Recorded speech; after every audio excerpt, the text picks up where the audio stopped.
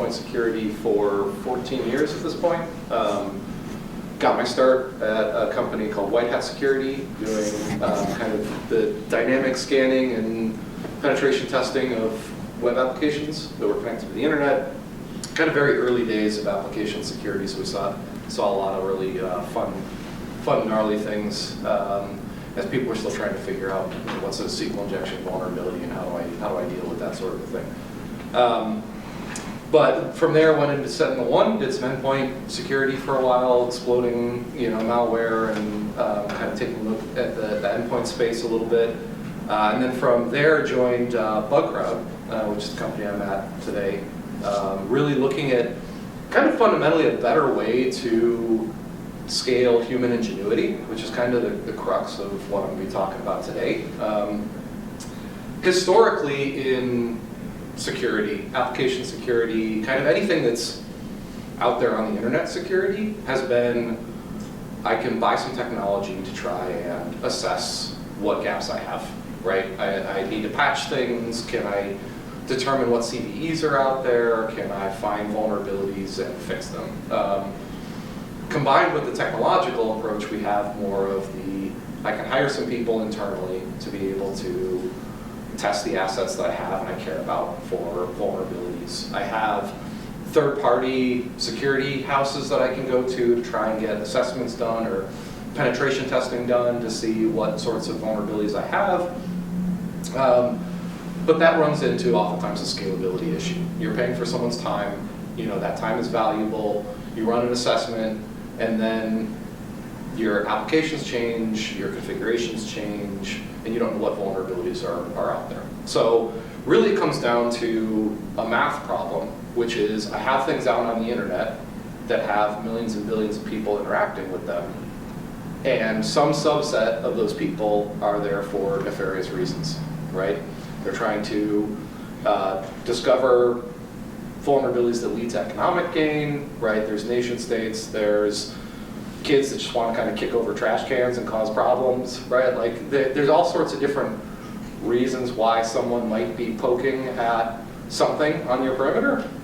But the math problem is you have millions and millions of those things coming in, right? You're probably getting alerts all over the place saying, well, we're detecting this over here and that over there. And we're still relying on a combination of tools and internal resources or third-party assessments to try and stop that. And the math is misaligned because we're really counting on a handful of people to try and secure something, and then you've got an army of people that are constantly attacking it all the time. So the math is not in our favor. The crowdsourced approach in general is this idea, I don't know how many of you are familiar with bug bounty programs. It's an example of kind of a crowdsourced approach, is we want to level the playing field and give you access to more talent in a more scalable fashion.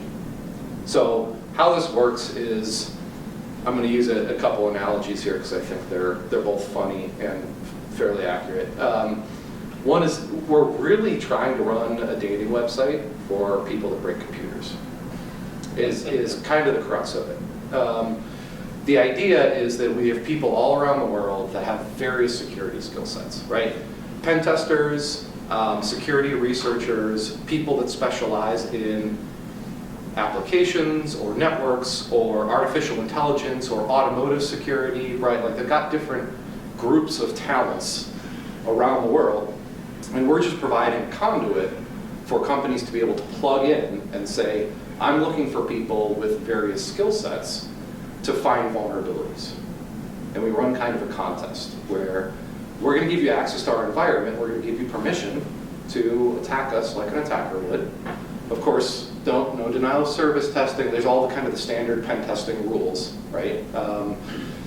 We're friends, right? Like don't try and tip us over, like that's not funny. But we're going to invite you to test, and then if you find something, we want to reward you for your time and effort, right? And that reward is commensurate with the impact that vulnerability would have. So if you find something that is, I can remotely run code on a server that you have, that's really, really bad. So we want to reward that with a very high payout. If you find something that's a little bit, more of, well, I can see a single user's information. Well, that's still kind of bad, but it's not, I can run code. So we're going to give you a reward that's more commensurate with the impact. So what this does is it really provides you with a flexible kind of extension of your security team, where you can plug in and say, I'm going to invite 10, 20, 300 people to come at my perimeter and look for vulnerabilities. And you get to benefit from kind of the collective approaches, right? So we ran into this a lot with, like back at White Hat, running scanners and things, is everyone would say, well, is your technology good at handling this? Or is it good at handling this? It's like, what are the gaps?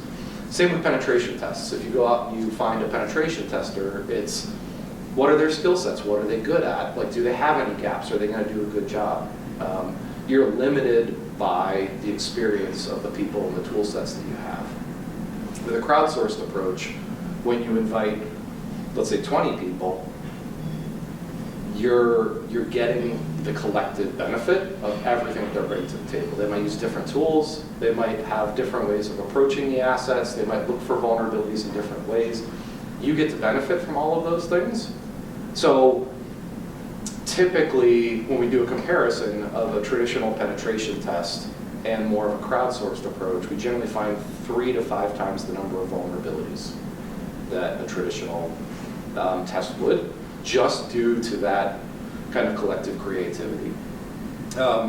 Another analogy that I like to use is actually, true story. I woke up yesterday and there was something funny going up with my elbow, like I had a pain in my elbow. Using this kind of crowdsourced approach, like if you have a choice of going to a doctor, a general practitioner, and saying, I've got a problem with my elbow, they're probably going to say, well, I'm going to ask you some questions. Does it hurt here? Like, let's try and move it. I'm going to recommend like ice and rest, and let's check in 2 weeks and see how it is.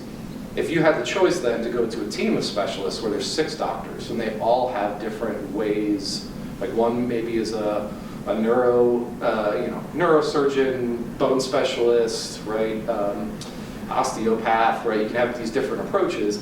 They're all going to have different ideas of what tests to run to figure out what's wrong with your elbow, and you get to benefit from that collective creativity.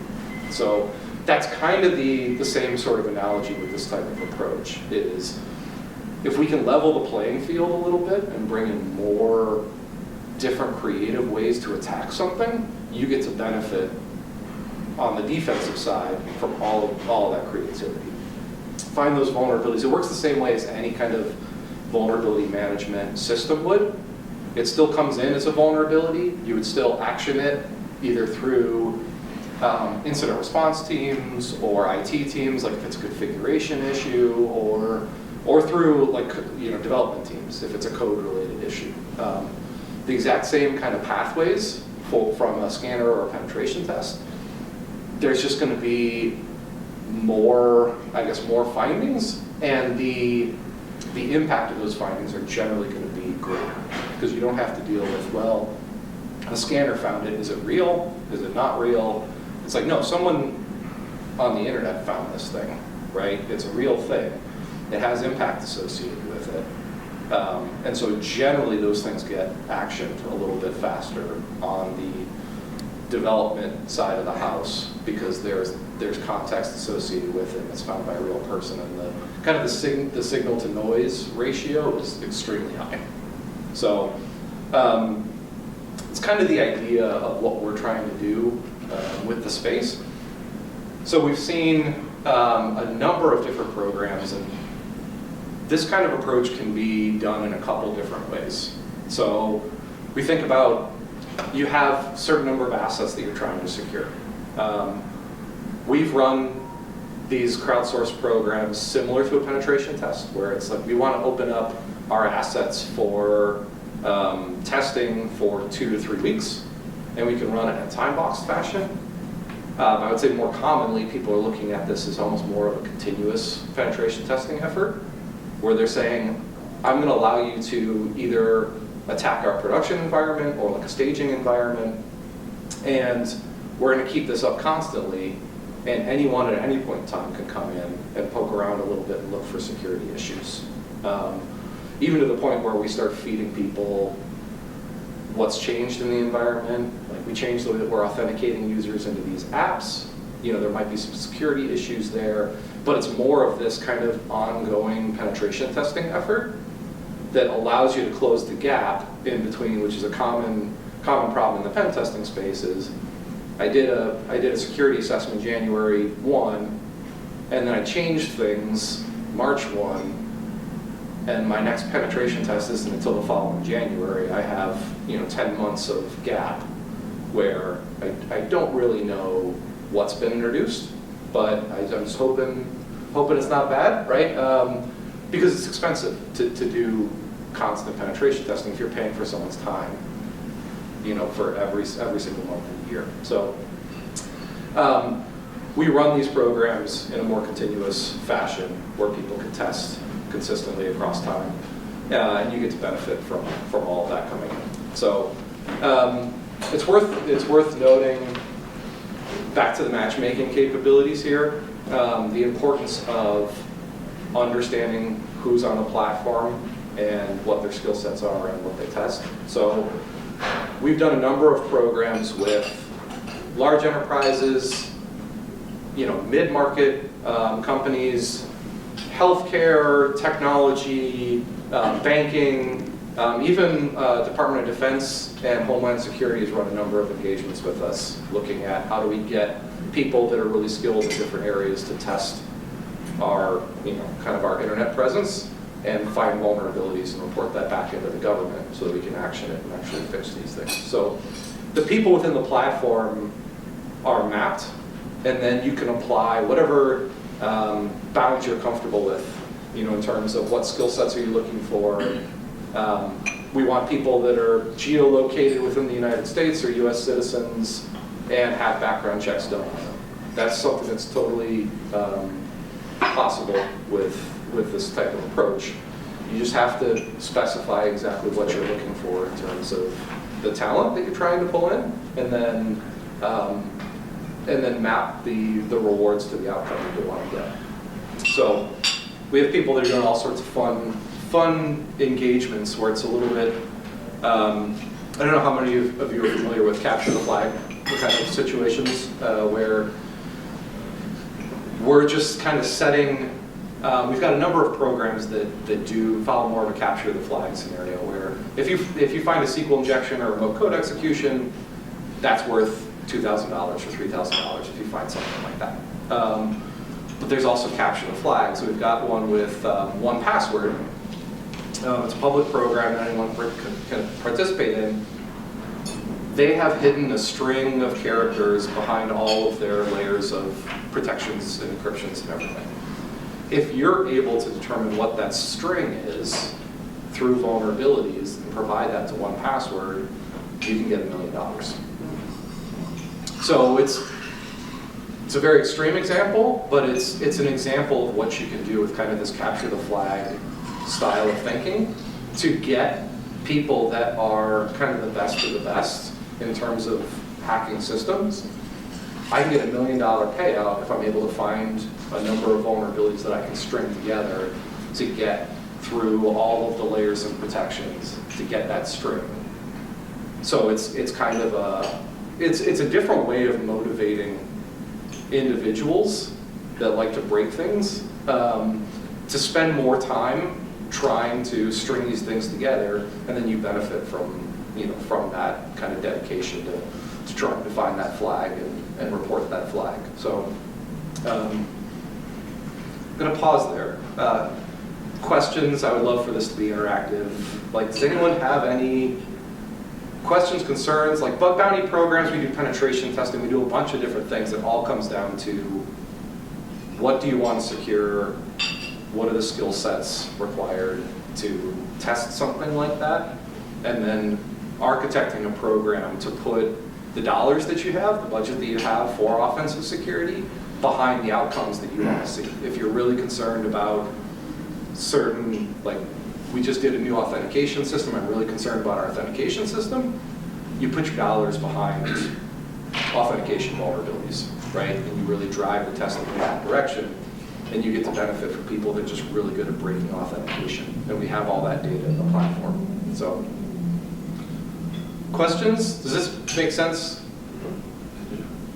Has anyone done bug bounty programs before, or run across them before? No? Okay. I have a question. Yeah. So typically when we work and engage with an organization, there's a big focus around the opposite of the defensive security. Yeah. I want to have firewalls. I need to have and all of the systems to detect when something nefarious might happen. Yes. In anticipation of that. This doesn't replace all of that. No. Not at all. So it doesn't replace that. And it doesn't necessarily replace the need for that third-party penetration test that can go to the board or go to the clients. It enhances that. So, Yes. Okay. So it's interesting because it really focuses on, you're always going to have to defend these things. The issue that we run into in the market is that our security in depth, our layers of security that we have, we're still getting reports from people of vulnerabilities that exist. And it's not because we're necessarily doing a bad job at it. It's because of that math problem, is where you have people constantly attacking all the time. And the financial math of how do we get good people to constantly attack things on our behalf isn't feasible from a spend perspective. So we're trying to even that out a little bit to be able to give you the conduit to find those things, so that it makes all of your defensive capabilities better, because you have a better communication with the offensive side of the house, essentially. That makes a lot of sense. One of the questions that as we're engaging and we're looking at solutions that and asking for clients to spend money. Yeah. That it's kind of, this is an easy, or the normal defensive type approach is easy to sell. Yeah. Internally. The executives understand what that is. When we talk about going on the offensive and engaging with somebody who would do a bug bounty program, and we want them to actively test our systems, what is the typical response that you have seen from an executive input from that? What are the objections or things that you hear come back to you saying, why would we want to pay somebody to try to break our stuff? Yeah. What do you hear back from that? Internally at BugCrowd, we've coined the term crowd fear, because we hear a lot. When you're first, and there's a big maturity curve here that happens for most organizations, when it's like, I want someone from the outside to try and attack something. There's the general fear of, are we ready for it? Like, what do you mean attack something? Like, I don't know that I want to open up my systems for attack, because if you find things, then I have to fix it and I have to do work, and I'm already trying to get code out the door and like new things deployed, and I don't want security to be an impedance to my objective, which is to get something done. But for us, for crowdsourced programs, this changing of the traditional penetration test, where we have employees doing the testing, to there are people around the world that have these skill sets, and we're going to select some of them to do the penetration test or to run a bug bounty program. Typically the first response is, this is a bunch of black hat hackers and they're not trustworthy, and I don't want to ask them to hack us, right? Which I think it's a perception problem, because if you're a nefarious person and you're out there just to cause problems and try and get money, you're not going to sign up for an ethical hacking platform in order to do that. You're just going to go out and you're going to try and hack things, so you're going to try and sell it on the dark web. The fact that these crowdsourced platforms exist and you can plug into them, and there's vetting capabilities like certification courses, background checks, right? You have to give your identity, you have to you can hook it into your portfolio. So as a penetration tester, I can say, here's my GitHub repository, I specialize in work in this area, I have an OSCP certification, I'm making myself more eligible for programs so I can make money. These are the people that we're plugging into to deliver these things.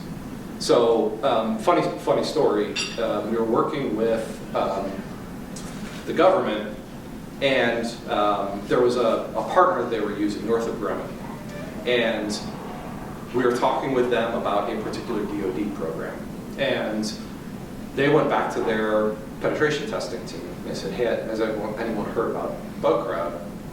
And they said there was more than half of the team, not only were they familiar with BugCrowd and kind of, this penetration testing and bug bounty programs, but some of them were actually participating in programs already on nights and weekends to earn extra money for their family, right? It's the same people that are doing the testing. It's just delivered through a platform, more direct to the talent than through a company that has to hold the overhead of the employee. So you kind of get the benefit of the less money on the overhead and the more direct engagement with the people that are actually breaking things. And it allows people that break things for a living to dedicate 100% of their time to breaking, right? And not to filling out reports or doing customer readouts where they're talking about the vulnerabilities they found. They can constantly hack things and make money doing it. So that was a very long-winded answer, sorry. Well, it's interesting because we have a client that we engage with, but we're not involved in the DevOps or the bug bounty program that they have. Yes. But occasionally what we get is reports where the researcher has gone outside of the scope. Yes, yeah. And it's my understanding that if the researcher inadvertently goes outside of the scope, then the client can elect to pay them a bounty, or they get reputation points. Is there Yes. They build a reputation? This is where we get a little bit into the kind of the gamification. So I don't know how many of you are gamers, but for any sort of either online game or game that you play, you have this idea of like leaderboards, achievements, and penalties, right? So these crowdsourced programs, what we're doing is we're inviting a bunch of people in, and we're saying, here's the rules of engagement. We want to see this. We want you to test these things. This is what we don't want you to do. Like, don't do this, don't touch this, right? And those rules are very clear in this document, and every person that participates has to acknowledge the rules of the game and abide by the rules of the game. If someone goes outside of the rules, right, which we've seen happen from time to time, public programs are usually the biggest offenders of this, right? Kind of more private control program where we're hand selecting people, there's less of a chance of this, but someone might test something that's outside of the scope and it's stated as being out of scope, right? The ramifications for doing that can vary, right? If someone is found to be testing out of scope, it can result in kind of coaching. If it's a minor infraction, it can result in being removed from the program. It can result in being banned from the platform entirely. And if you're a person that is using this for an income stream, being cut off from your income stream is a fairly impactful event. So it's a little bit more of a gamification approach to it because we don't have, it's not an employee, so we can't just fire them, but we can remove them from the platform to make sure they can't participate in other programs going forward. So not only are you messing with your relationship with the program that you're testing on, you're potentially impacting your entire income stream because there's other programs that then all of a sudden I can't participate in because I've, made a pretty hefty mistake with a particular program. So it ends up being like from time to time, it's a rarity, but we'll see those things happen. It's pretty quickly dealt with, with kind of the outcome, is commensurate with the crime, kind of a deal, right? But there isn't an expectation that if they're outside of the scope of the project, outside of the scope, that they would still be awarded a bounty. Right. They could actually be punitive damages as a result of it. Yes. For that, because that was, one of my concerns when this kind of offensive security type of activity has started to become prevalent was that it could run away. Yeah. The money could run away very quickly. Yes. But the engagements, from what I'm hearing you say, can be as narrowly scoped as, say, test my new authentication process, or it could be very broadly scoped, saying, I'm going to open this up like one password says, anybody in the public can come do this and get $1 million and be paid. Well, and it's interesting because there's, I mentioned the maturity curve. There's a growth path to any type of engagement that we see, and it always starts with a private engagement, very narrowly scoped. Right, that's where everyone starts. It's almost more of a crowdsourced pen test than a bug bounty program. When we start, I'm going to select 10 people that are very good at a particular area. I'm going to incentivize them to look for certain things. These are highly vetted individuals that are probably full-time penetration testers, and they're picking up extra work on nights and weekends. And that's usually where we start the program. And we find a bunch of stuff, and a bunch of stuff is fixed. And then we're dealing with more hardened assets, and when we expand the aperture and we say, well, let's bring in another 10 people that have kind of a different approach to attacking. And then we find a few more things.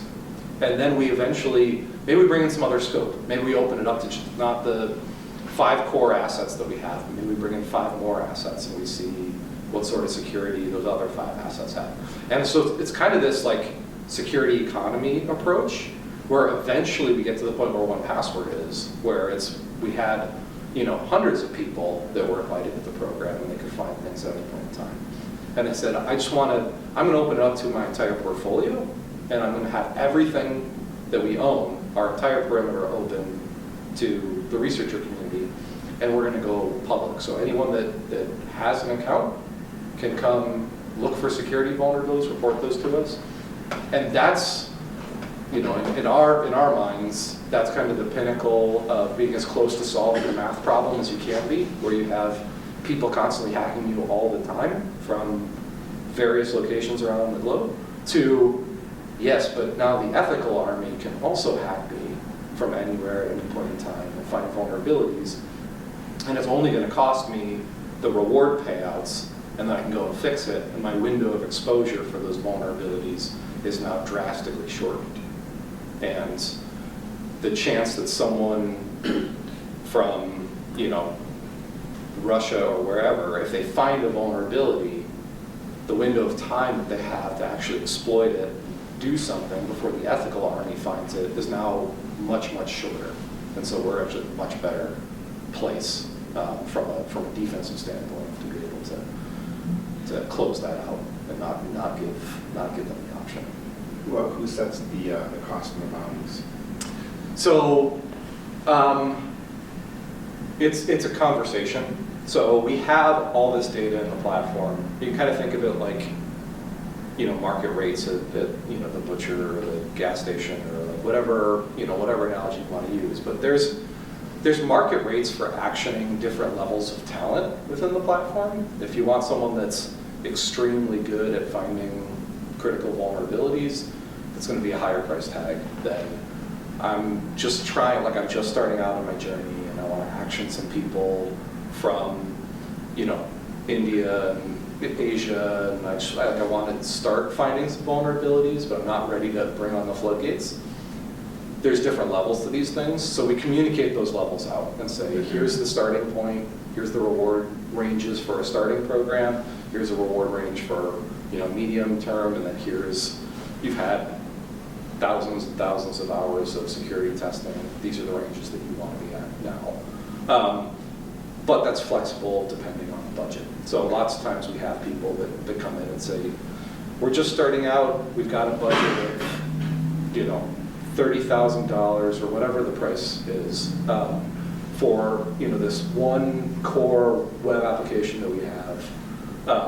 We just want to find as many vulnerabilities as we can within the budget. That's entirely doable.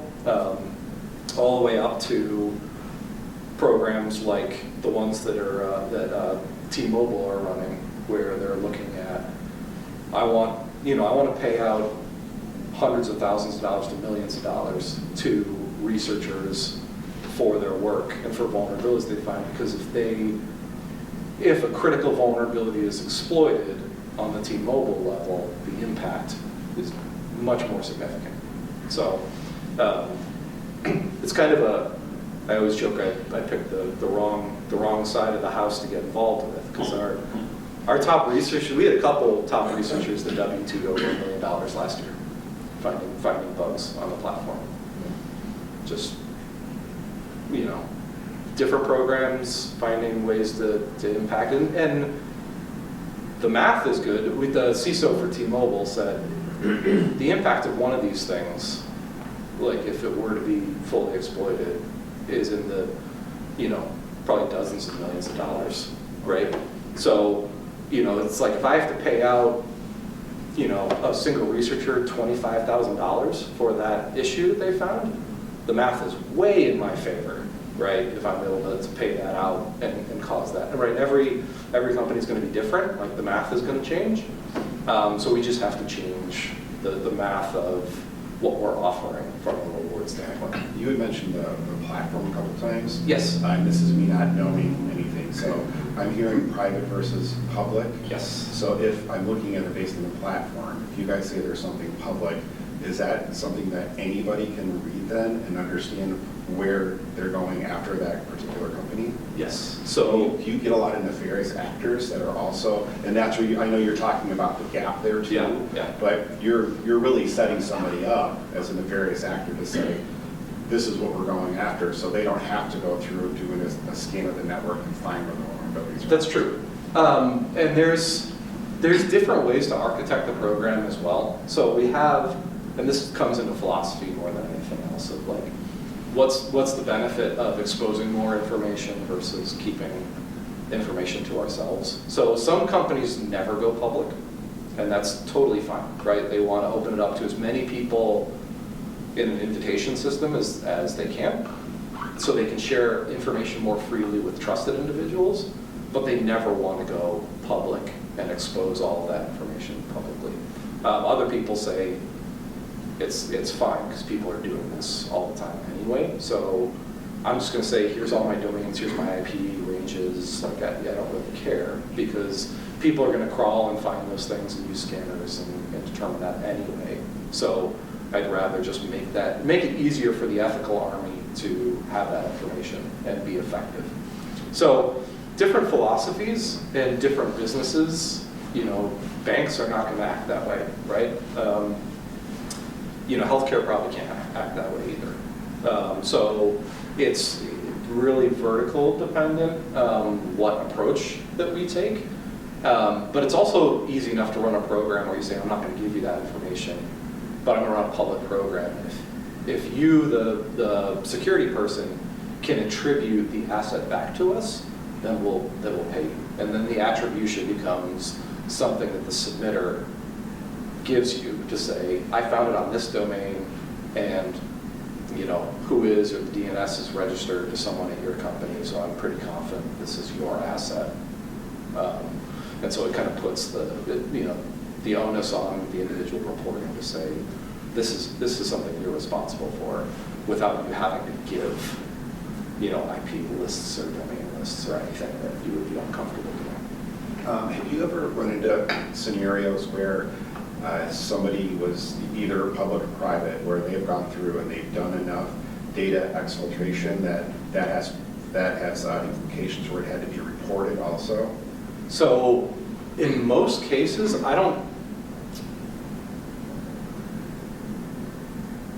not since I've been at BugCrowd.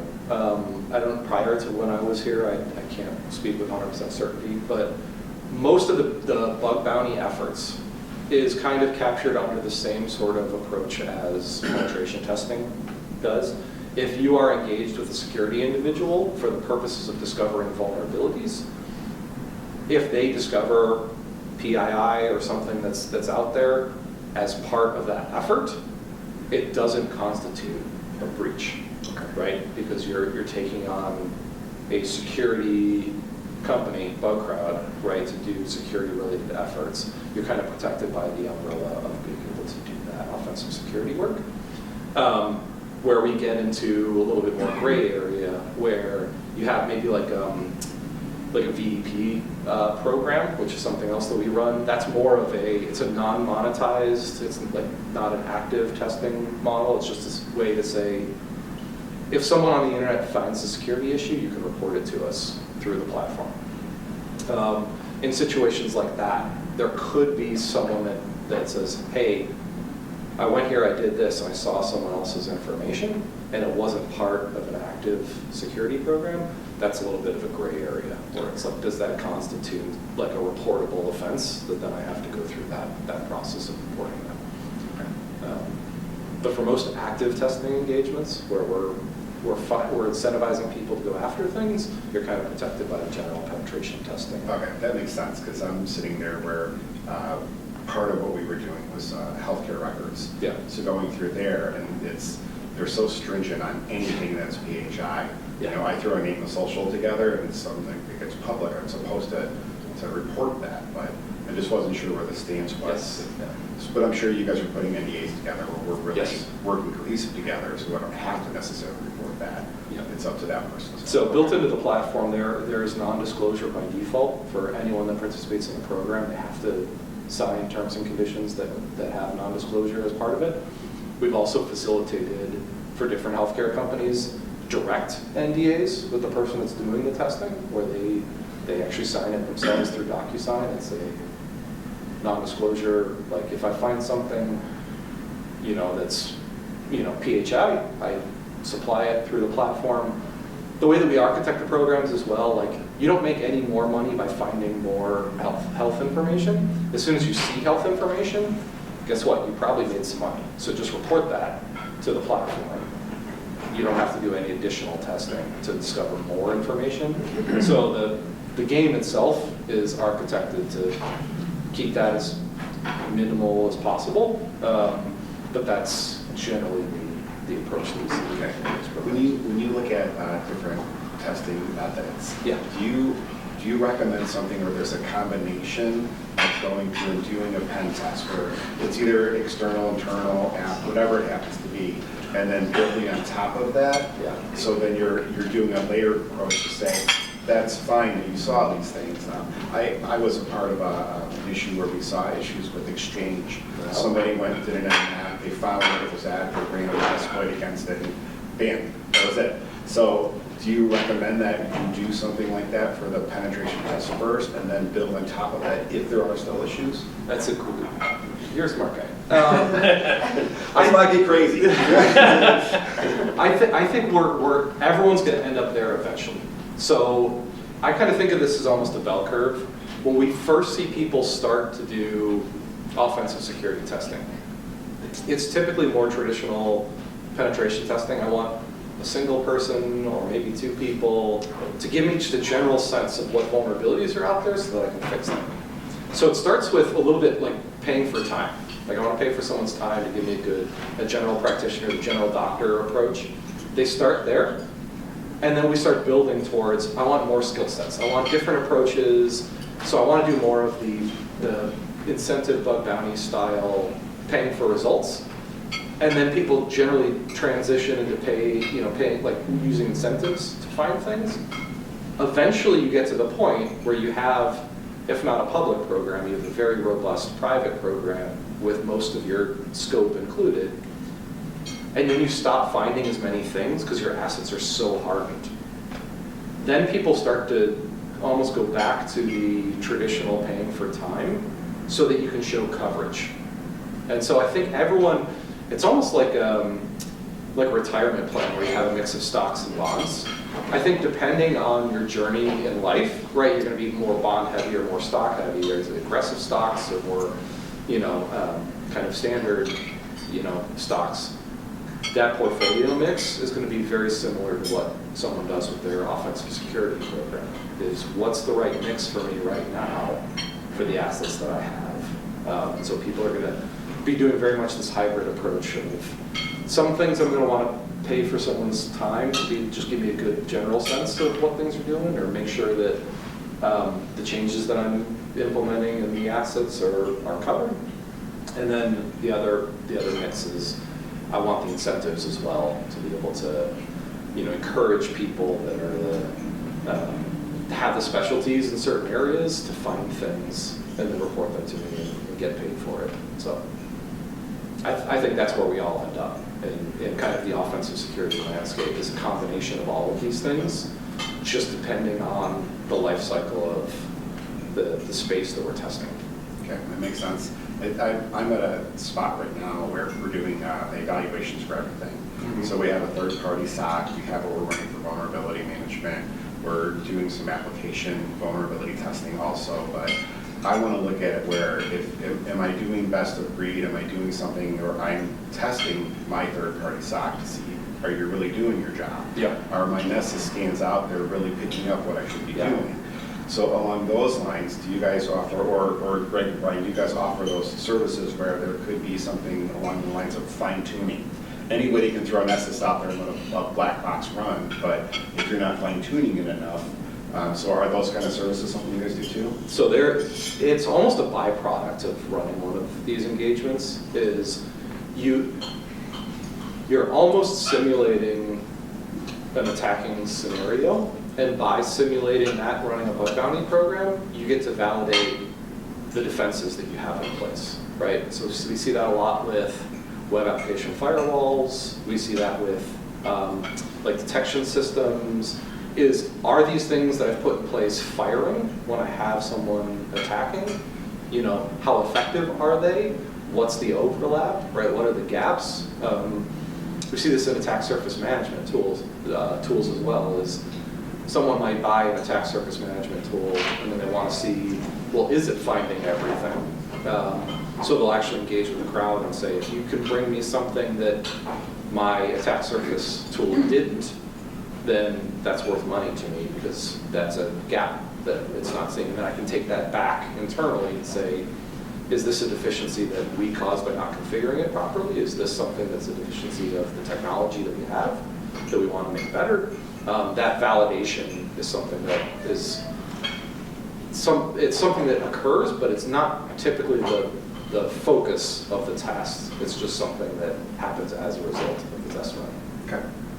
I didn't know if you guys had anything to add to that. No, well, I think that, going back to your 1Password example, I don't know what business person inside 1Password may decide to make that decision, but they probably have benefited way more than $1 million if they ever have to pay out, just in the fine tuning, just in the validation and the fine tuning of the systems that they have, because they're constantly being hit, so they're constantly addressing any issues through their detection systems.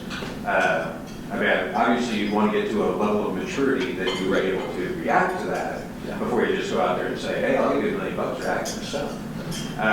But that's brilliant. And to your point, is the ability, the byproduct of being able to validate your security controls and your defensive security by engaging with an offense, with that crowd, is immeasurable.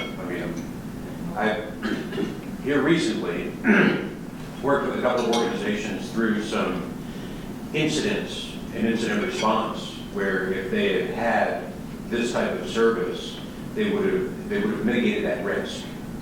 And it's typically not in the millions or even tens of millions, but it can crawl into the hundreds of millions in damage, not only for remediation but loss of goodwill for the organization. You never know what that ultimate result is, but so I absolutely being able to validate the security controls, and for a security practitioner and operator of security controls, it's a little nerve-wracking to say, have all these really smart folks come in and start testing our stuff, but it's also a great validation. And it's continuous. It's not just that snapshot in time. Absolutely, it's continuous. Well, I think it goes back to that math problem of whether we like it or not, adversaries out there, they share information, right? They share attack techniques, right? Hey, this worked. I was able to exfil a bunch of credit cards by doing this, right? Like you should use this, you should incorporate this into your tools, right? Everyone talks. Right. On the defensive side, right, on the good guy side of the house, there's less of that, right? Because we're all trying to protect our own kingdoms, you know, and we're trying to share information internally within our little kingdoms, but there's not this fab work, this like camaraderie fabric of like being able to share all that information back and forth. And so it's almost a way to be able to do that, is like how do we more constantly evolve and get back to that solving that math problem, which is, you know, how do we give the good army a chance to fight back. Another very interesting point, though, was the requirement for breach notification.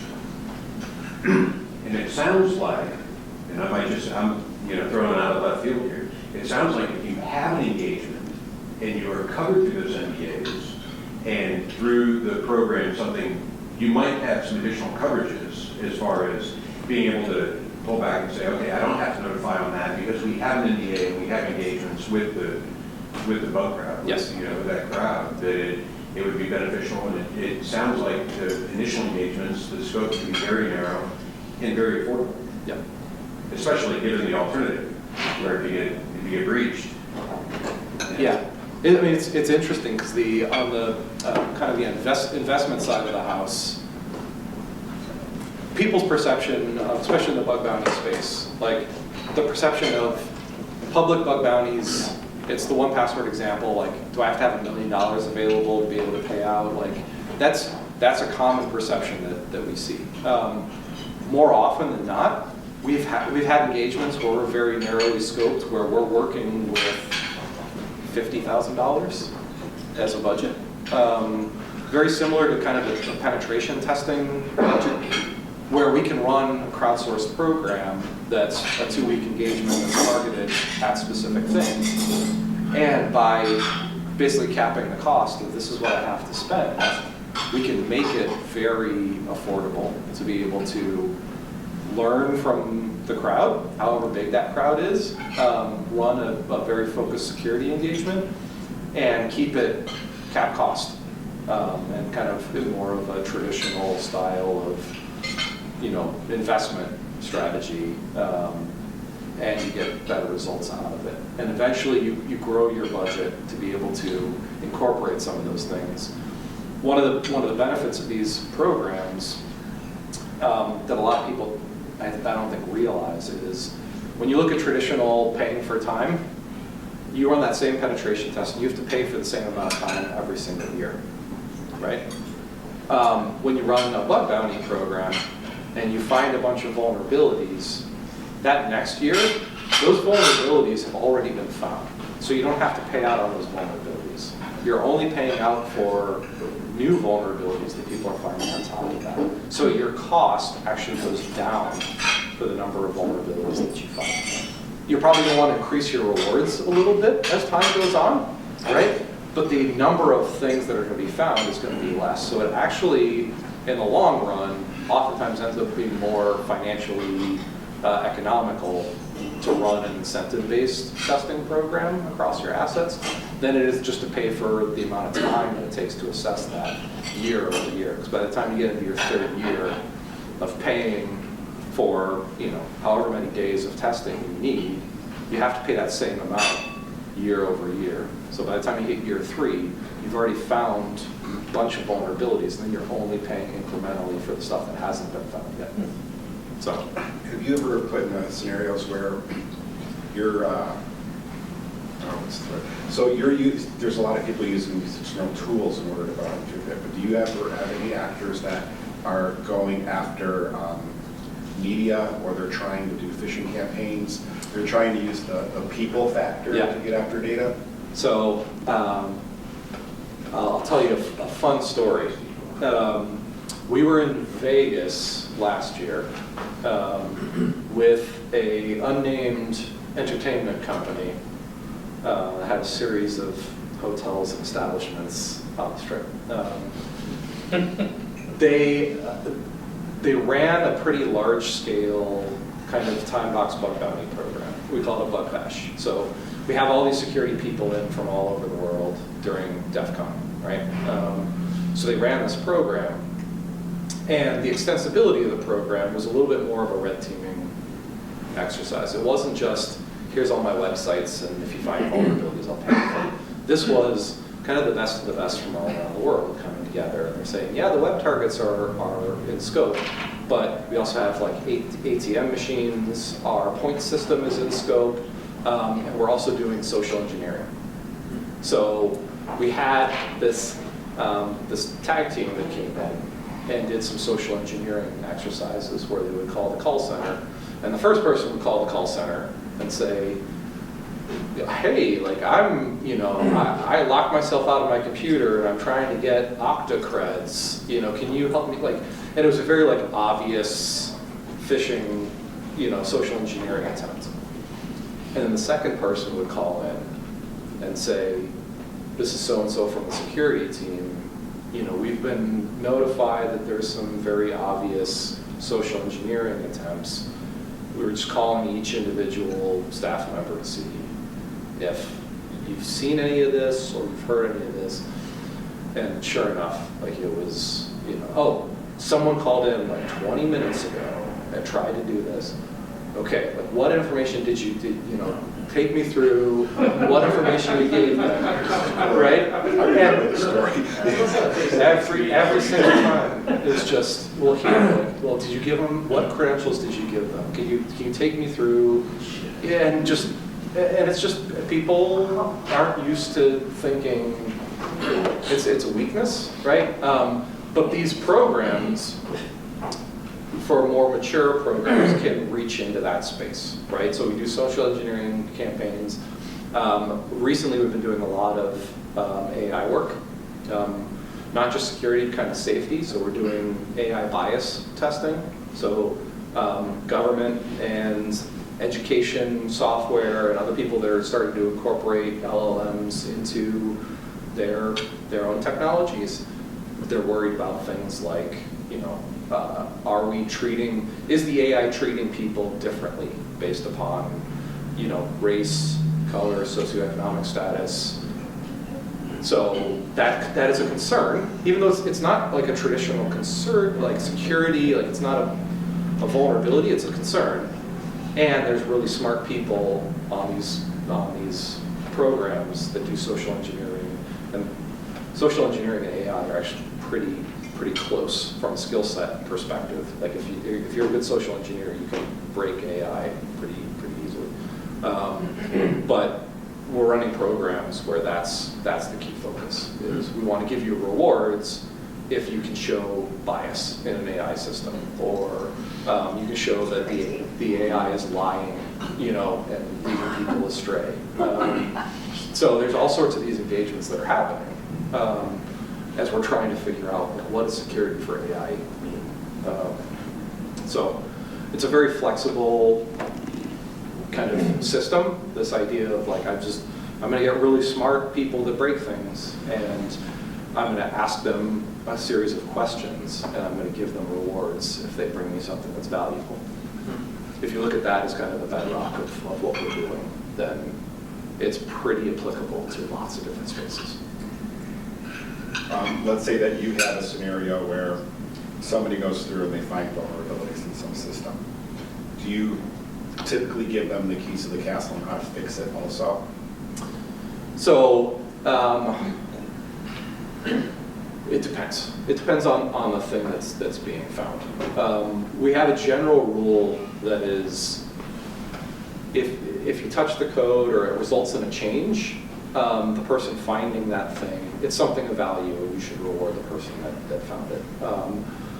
For certain vulnerabilities, we have general remediation strategies, right? If you find a SQL injection, okay, go back to your development team, make sure they're parameterizing their queries and they're doing this and that and the other to make sure that, whatever parameter was vulnerable, they know that, user data should be trusted.